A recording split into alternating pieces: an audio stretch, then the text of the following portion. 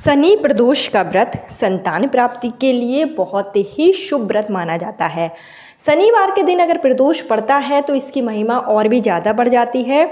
अगर आपके ऊपर शनि दोष है, शनि की साढ़े साती है, शनि की ढैया चल रही है, आप कोई भी कार्य करने जाते हैं उसमें आपको सफलता नहीं मिलती है, शादी को कई साल हो गए हैं, संतान प्राप्ति के योग नहीं बन पा रही हैं, या पुत्र प्राप्ति की चाह है और पूरी नहीं हो पा रही है, वंश की वृद्धि नहीं हो पा रही है, तो ऐसे में आपके ऊपर हो सकता है कि शनि दोष हो, ग्रह की अशुभ स्थिति हो। ऐसे में आपके पास सबसे शुभ दिन होता है शनि प्रदोष का। अगर आप प्रदोष के 11 या 21 व्रत अपनी मनोकामना के साथ में रखते हैं तो आपकी मनोकामना निश्चित रूप से पूरी हो जाती है। प्रदोष का व्रत रखने से सुख सौभाग्य की प्राप्ति होती है, घर में खुशियों का आगमन होता है और संतान प्राप्ति के योग बनते हैं। संतान प्राप्ति के लिए भोलेनाथ की आराधना करना काफ़ी लाभकारी माना जाता है। पुत्र प्राप्ति की चाह है तो प्रदोष का व्रत जरूर रखिए। आप शनिवार के प्रदोष से प्रदोष का व्रत उठा सकते हैं। जब प्रदोष शनिवार को होता है तो उसको शनि प्रदोष कहा जाता है और हर महीने में 2 बार प्रदोष आता है। एक होता है कृष्ण पक्ष का प्रदोष और एक होता है शुक्ल पक्ष का प्रदोष। तो अगर शनि प्रदोष पड़े तो शनि प्रदोष के दिन आप व्रत जरूर रखें और व्रत का संकल्प लें। निसंतान पति पत्नी अगर मिलकर जो है संतान प्राप्ति के लिए व्रत रखते हैं, उपाय करते हैं, तो आपकी मनोकामना बहुत जल्दी पूरी हो जाती है। शनि प्रदोष जो कि इस बार 24 मई को है, 2025 का पहला शनि प्रदोष जो है इस बार पड़ेगा ज्येष्ठ माह में 24 मई को। बहुत ही शुभ दिन है, तो 24 मई के दिन आप व्रत जरूर रखें। नए व्रत की शुरुआत करना चाहते हैं तो आप शनि प्रदोष से कर सकते हैं। संतान प्राप्ति पुत्र प्राप्ति की कामना के साथ में संकल्प लेकर 11 या 21 प्रदोष व्रत जरूर कीजिए, आपकी मनोकामना निश्चित रूप से पूरी होगी। और अगर आप व्रत नहीं रख पा रहे हैं तो आप सिर्फ उपाय कर सकते हैं। हर प्रदोष के दिन विधि विधान से शिव भगवान के समक्ष जाकर आप उपाय करें, पूजा पाठ करें। शिव भगवान की पूजा जो कि प्रदोष काल में की जाती है, और शिव भगवान की पूजा करने से पुत्र प्राप्ति के प्रबल योग बनने शुरू हो जाते हैं। तो किस तरीके से आप उपाय करेंगे, क्या चीज़ आप इसमें जो है शुद्धता का भी विशेष ध्यान रखेंगे, क्या नियम है जो आप अपनाएंगे, इसकी संपूर्ण जानकारी आपको इस वीडियो में दी जाएगी। लेकिन आगे वीडियो शुरू करने से पहले हमेशा की तरह आपसे मेरा विनम्र निवेदन है कि अगर अभी तक आपने मेरा चैनल धर्म ज्ञान पथ को सब्सक्राइब नहीं किया है तो चैनल को सब्सक्राइब जरूर कर लीजिए। वीडियो पसंद आए तो लाइक कीजिए और कमेंट बॉक्स में हर हर महादेव ओम नमः शिवाय जरूर लिखिए, जिससे कि भोलेनाथ की कृपा आप पर और आपके पूरे परिवार पर हमेशा के लिए बनी रहे।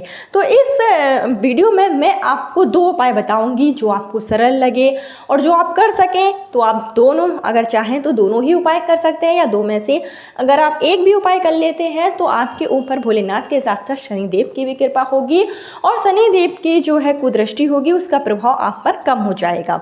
तो आपको इस दिन क्या करना है कि 24 मई के दिन सबसे पहले तो सुबह जल्दी उठ के स्नान आदि करके साफ सुथरे वस्त्र धारण कर लें, सूर्य भगवान को अर्घ्य दें। इसके बाद में आप अपने घर में या फिर मंदिर में शिव पार्वती का विधि विधान से पूजन करें। अगर आपके घर में पारस शिवलिंग हैं या आपने अपने घर में जो है शिवलिंग विराजित कर रखे हैं तो आप शिव जी का अपने घर पर भी पूजन कर सकते हैं और आप मंदिर परिसर में भी जाकर जो है पूजन कर सकते हैं। अगर आप मंदिर में जाकर उपाय करते हैं तो आपका जो उपाय है वो बहुत जल्दी कारगर हो जाता है, क्योंकि मंदिर में जो मूर्ति होती है, जो शिव जी होते हैं, वो प्राण प्रतिष्ठित होते हैं। कई भक्तगण पूजा पाठ करते हैं तो वहाँ की जो शक्ति होती है वो काफ़ी शक्तिशाली हो जाती है और काफ़ी पवित्र और शुद्धता रहती है। तो आप कोशिश यह करें कि आप शिवालय में जाकर ही इन उपायों को पूर्ण करें। किसी कारण से अगर आप नहीं जा सकते हैं तो आप अपने घर पर भी कर सकते हैं, लेकिन आपको प्राथमिकता यह रखनी है कि आपको मंदिर में जाकर ही उपाय करना है। इसके लिए आप शिव जी के मंदिर में जाएं और विधि विधान से शिव भगवान की जो प्रिय चीज़ें हैं वो आप लेकर जाएं। विशेष मनोकामना पूर्ति के लिए इस दिन आप आटे का दीपक बनाकर लेकर जाएं। आटे का दीपक में आप चाहें तो घी का प्रयोग कर सकते हैं या फिर तिल के तेल का भी प्रयोग कर सकते हैं। और इस आटे के दीपक में आपको जो है जो कलावा आता है मौली का धागा, उसकी आपको 108 धागे लेकर या फिर 51 धागे एक साथ करके बाती बनानी है और यह दीपक आप प्रज्वलित करेंगे। अगर आप इस तरीके से बाती बनाकर दीप जलाएंगे तो आपकी जो मनोकामना होगी वो निश्चित रूप से पूरी हो जाती है और संतान प्राप्ति के योग बनते हैं। इसके साथ ही आप इस दिन समी पत्र, बेल पत्र, धतूरा ये सब चीज़ें जरूर लेकर जाएं। शनिवार के दिन समी पत्र अगर आप शिव जी पर चढ़ाते हैं तो शनि जो शिव भगवान तो प्रसन्न होते ही हैं, साथ ही साथ शनि देव भी प्रसन्न होते हैं। तो समी पत्र आपको इस दिन जो है शिवलिंग पर जरूर चढ़ाना है। इसके साथ ही आप आग का जो फूल होता है, जो कनेर का फूल होता है, उसको भी आप शनि प्रदोष के दिन शिवलिंग पर जरूर चढ़ाएं। इसके अलावा आप जो बेलपत्र ले गए हैं वो बेलपत्र पर आपको ओम नमः शिवाय या ओम लिखकर ही शिवलिंग पर आपको चढ़ाना है। और इसके साथ ही आपको एक जो विशेष उपाय करना है शनि प्रदोष के दिन, जो वंश वृद्धि के लिए किया जाता है, वो आपको यह करना है कि इस दिन आपको चावल की खीर बनानी है। और जो आप खीर बनाएंगे उसमें आपको गन्ने के रस का प्रयोग करना है। चीनी की जगह आप इसमें गन्ने का रस डालकर जो है चावल की खीर बनाएं। और इस खीर को आपको शिव जी पर प्रसाद के रूप में चढ़ानी है। शिव जी पर आपको एक कटोरी गन्ने की रस की खीर का भोग लगाना है और शिव भगवान से, माता पार्वती से संतान प्राप्ति, पुत्र प्राप्ति के लिए आपको प्रार्थना करनी है। इस दिन माता पार्वती को भी आप 16 श्रृंगार की चीज़ें जरूर अर्पित करें, क्योंकि प्रदोष का दिन माता पार्वती को सिंदूर जरूर चढ़ाएं, जो कि काफ़ी लाभकारी माना जाता है। इससे अखंड सौभाग्य की प्राप्ति होती है। और इसके साथ ही आप जो है, जो आपने खीर का भोग लगाया है, जब आपकी पूजा हो जाए, जब आप आरती कर लें, तो इस खीर का भोग पति पत्नी दोनों को सेवन करना है संतान प्राप्ति की कामना के साथ में। ऐसा करने से आपकी पुत्र प्राप्ति के प्रबल योग बनेंगे, मनचाही संतान की प्राप्ति होगी। यह कार्य आप कम से कम 11 या 21 प्रदोष जरूर करें। हो सकता है कि बहुत जल्दी ही आपकी मनोकामना पूरी हो जाए। इसके साथ ही आप एक छोटा सा उपाय और भी कर सकते हैं। आप अपने घर से 108 चावल के दाने लेकर जाएं, जो कि अक्षत यानी साबुत चावल होने चाहिए। और एक एक दाना आप एक एक बार में ओम नमः शिवाय का जाप करते हुए शिव जी की पिंडी पर चढ़ाएं। और चढ़ाने के बाद में विधि विधान से पूजन अर्चन करें। जब पूजा हो जाए तो ये सारे चावल के दाने आप उठा कर लाएँ। इनको आप या तो गंगा जल में या पानी में भिगो दें। और भिगोने के बाद में आप इनको पीस कर गाय के दूध में उबाल कर आपको ग्रहण करना है।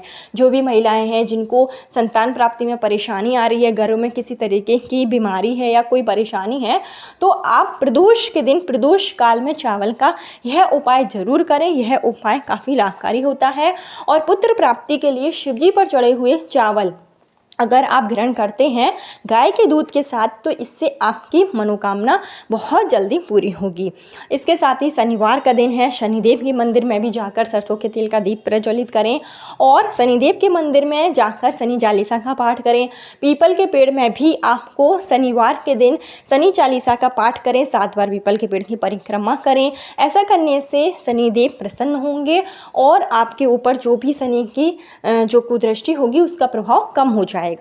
और जब शनिदेव प्रसन्न होते हैं तो आपको संतान की प्राप्ति निश्चित रूप से होती है। इसके साथ ही कोख बंधन तोड़ने के लिए एक छोटा सा उपाय आपको करना है।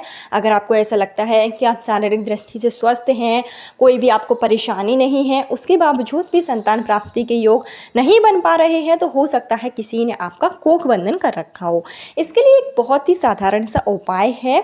आपको क्या करना है, इसके लिए आपको लेना है एक जूट वाला नारियल और एक आपको मौली का धागा लेना है।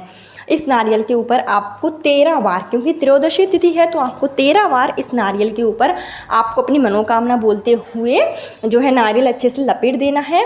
इसके बाद में आपको लेना है 13 पीपल के पत्ते। जो 13 आप पीपल के पत्ते लेंगे वो कटे पिटे ना हो, इस बात का विशेष ध्यान रखिएगा। और इसके साथ ही आपको लेना है इस दिन एक कटोरी में थोड़ा सा आप चावल लेकर जाएं और ये सब चीज़ें लेकर आपको जाना है शिव मंदिर में। सबसे पहले जो आपने 13 बार मौली का धागा नारियल पर लपेटा है, तो जो महिलाओं को कोख बंधन है, गर्भ संबंधी परेशानी है, उनको इस नारियल को अपनी कोख से, यानी कि जो आपका जो पेट होगा उस पर आपको 13 बार इसको घड़ी की दक्षिण दिशा में, यानी कि क्लॉकवाइज डायरेक्शन में आपको इसको घुमाना है। घुमाने के बाद में आपको इसको अपनी नाभि से थोड़ा सा टच करना है और टच करने के बाद में आपको इसको शिव मंदिर में शिव जी के पास में, या तो आप दाएं साइड या बाएं साइड कहीं पर भी शिव जी के पास में आप इस नारियल को अपनी मनोकामना बोलते हुए रख देना है। याद रहे, शिव जी के ऊपर आपको यह नारियल नहीं रखना है, शिवलिंग के पास में आपको यह नारियल रखना है। उसके बाद में जो आपने पीपल के पत्ते लिए हैं, वो पीपल के पत्ते पर आपको जो है राम लिख देना है। प्रत्येक पीपल के पत्ते पर आप पीले चंदन से राम लिखेंगे और काले धागे की सहायता से आप इनके डंठल को जोड़ते जाइए और एक माला बना लेना है। आपको माला बनाने के बाद में यह जो पीपल के पत्तों की माला है वो आपको शिवलिंग पर चढ़ानी है। मंत्रों का जाप करते हुए शिव जी पर अगर आप ये पीपल के पत्तों की माला चढ़ाते हैं, जो आप चावल लेकर गए थे 1 कटोरी, वो आपको ऐसे ही चावल शिवलिंग पर चढ़ा देने हैं। अपनी मनोकामना बोलनी है। इस उपाय को भी अगर आप प्रदोष काल में करते हैं, शनि प्रदोष के दिन, तो आपके ऊपर जो भी कोख बंधन होता है, जो भी किसी ने कुछ किया धरा है या गुरु संबंधी जो भी परेशानी है, वो निश्चित रूप से दूर हो जाती है। तो यह छोटा सा कार्य भी आप शनि प्रदोष के दिन कर सकते हैं। इसके अलावा आपके पास अगर गेहूं है तो गेहूं वंश वृद्धि के लिए सबसे शुभ माना जाता है। आप शिवलिंग पर गेहूं के दाने जरूर अर्पित करें, कम से कम 108 दाने गेहूं के आप अपनी मनोकामना बोलते हुए शिवलिंग पर जरूर चढ़ाएं। गन्ने की रस की खीर बनाकर आपको शिवजी पर जरूर चढ़ानी है और उसको आपको सेवन जरूर करना है। इसके साथ ही शनि प्रदोष के दिन जो है जितना हो सके आप चीज़ों का दान भी कर सकते हैं। सफ़ेद चीज़ों का दान करें, चावल है, चीनी है, इन सब चीज़ों का दान करने से चंद्र ग्रह मजबूत होगा, जिससे कि आपके चंद्र ग्रह मजबूत होने से शुक्र ग्रह भी मजबूत होता है, जिससे कि सुख सौभाग्य में बढ़ोतरी होती है। तो ये उपाय आप शनि प्रदोष के दिन यानी कि 24 मई के दिन अगर आप करेंगे तो निश्चित रूप से आपके जीवन में जो भी कष्ट होंगे, जो दुख होंगे, वो दूर होंगे और संतान प्राप्ति के प्रबल योग उसी दिन से बनने शुरू हो जाएंगे। कल फिर मिलती हूँ नई वीडियो नए के साथ। जब तक के लिए हर हर महादेव, ओम नमः शिवाय।